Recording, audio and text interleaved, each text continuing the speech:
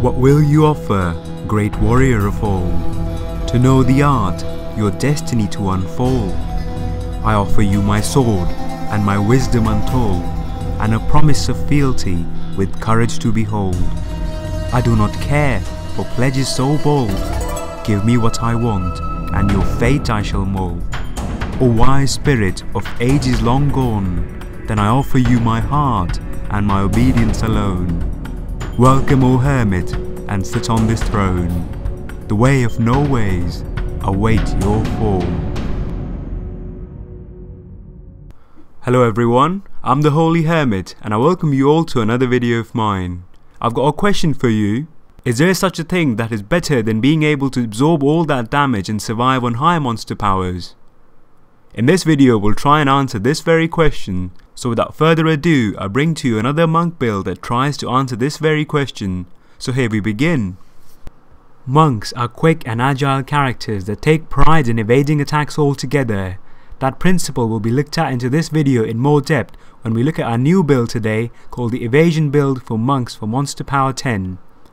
This build relies supremely on dodging an enemy's attack than to meet him head on, and with that in mind we're going to look at our skill setup. We start off the video by looking at our primary attack, Fist of Thunder with Lightning Flash that grants an additional dodge chance every time we try to hit the enemy. Cyclone Strike with Wall of Light doing the very same effect as Lightning Flash, increasing your dodge chance that is. Blinding Speed, you can dash between characters, survive and also have an increased dodge chance in the process. If you're being surrounded, Instant Karma is a thing for you. If they're hitting you, you have a chance to reflect damage back. Sweeping Wind with Cyclone to heal you. An alternative here would be Firestorm. Backlash is the main secret behind this build, with your ability to deal damage every time you're reflecting attacks. The passives we're using are Transcendence to give you extra heal. An alternative option here would be One with Everything if you have low resistances with you. Guardian's Path to give you extra dodge chance every time you're dual wielding. And finally, to round it all up, we have Sixth Sense. 30% of your crit chance will be counted as your dodge chance if you use the skill. So here's the entire skill setup for you. Everything here is centered around evading attacks. Primary, secondary, even passives all try to make you harder to hit. But as always, there's a lot more to this build than meets the eye. So we'll look a little closer into our build, see what makes it tick. We start off this section by looking at the damage dealing bit, or the sustained DPS. When you choose to engage an opponent, a combination of Fist of Thunder with Dashing Strike will allow you to move faster between your opponents. In this process, you also have an increased dodge chance at all times. But if you encounter a large group, you can always use Cyclone Strike to pull monster closer towards you. Mantra of Evasion will allow you to dodge the attacks, and when opponents do try to hit you, Backlash will make sure they take lots of damage. All these four abilities work well in tandem. The goal here would be to stay mobile at all times. If you do get overwhelmed, you have Dashing Strike to move away from one opponent to the other. Find a place where you can take a breath and then carry on with the process. Another important aspect of all these four skills right now is to give you an increased dodge chance apart from your passives. Your character will always be at a heightened state of evasion. Anything physical lobbed towards your character will quite simply be evaded, and when the evasion does happen, Backlash will wipe out the maps for you. Having an increased dodge chance also means you can attack opponents uninterrupted at all times, this leading to you having a sustained amount of DPS over a large duration of time. This is the damage dealing section of the build. For this section, a few of my humble tips are: if you're fighting a big group, your principal aim would be to move away from them, pull them towards you using Cyclone Strike. If you're getting overwhelmed in the crowd itself, you use Dashing Strike to go away. Your dodge chance is always high, so hitting them with Fist of Thunder shouldn't be hard. If you're still finding things to be slightly difficult, you can always recast your Mantra of Evasion to give you ever so little more dodge chance. Every little bit helps, especially when you're dealing damage from evasion. Now we move away from our damage dealing section and look into survivability. This itself can be understood in two ways. First is where the healing comes from, and second is avoiding attacks. So the healing of course comes from using Cyclone, Sweeping Wind. When those cyclones are casted near you, they have a chance to proc life for you. Every time you're also casting skill, Transcendence gives you extra heal from that.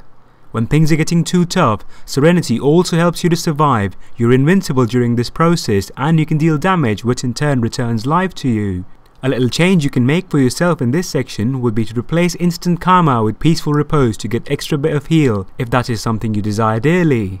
Now the second important aspect of surviving on high monster power in this build is to dodge attacks at all times. You have a set amount of dodge chance given by your dexterity, but this is also increased by guardian parts by 15%.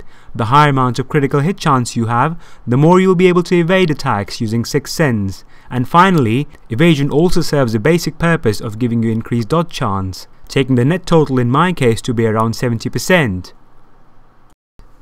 But it must be clearly understood that that is the base amount of dodge chance you're carrying at all times. This can also be increased every time you're using the abilities I showed earlier. For instance, casting Cyclone Strike will increase your dodge chance by 20%. This can be observed by looking at the skill menu just above your health section. All these skills help you to increase your dodge chance. When you're moving around your opponents, your evasion is always at a high amount. You are able to dodge every attack, whether it be melee or ranged attack, but the damage you'll deal from one-tref evasion backlash will be only in the close proximity of your character, so if you do have people attacking you from a distance, your goal would be to get close to them.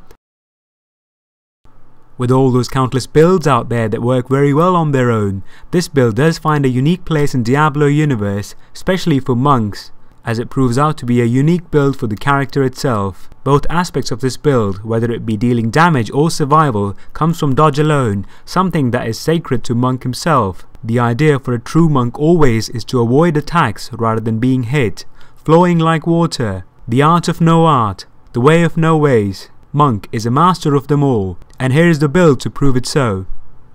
In the end, I'm a mere hermit and I hoped you liked this video of mine. This was a dodge centric build for Monk that works on high monster powers. But before I end this video, I would like to thank my friend Bob Deeds for making an amazing soundtrack for this channel of mine. Thank you, Bob. As always, if you have any questions, please feel free to ask me. Leave them in the comment section below and I'll get back to you. Subscribe if you haven't already. This has been the Holy Hermit for you. I hope you all have a great day ahead. Thanks ever so much for listening. And in case you were wondering the answer to that question I asked earlier, the answer of course is evasion. It's all in the title, right?